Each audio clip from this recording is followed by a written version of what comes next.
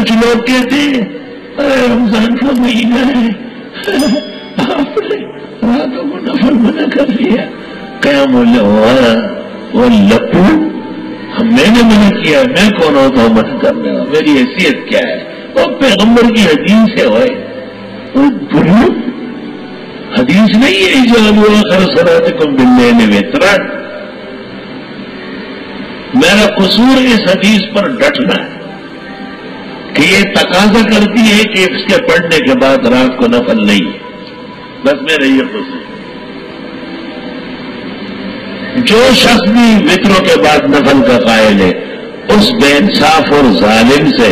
دو باتیں پوچھو، ایک یہ حدیث پوچھو کہ اس وقت آپ کا عمل اس پر ہے،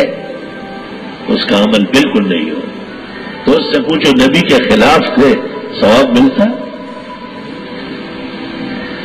اتنا مضبوط مسئلہ کہ انور شاہ محدث فیض الباری جلد 2 صفحہ 420 پر لکھتے ہیں سلف صالحین تو رمضان میں قیام اللیل و تہجد منع کرتے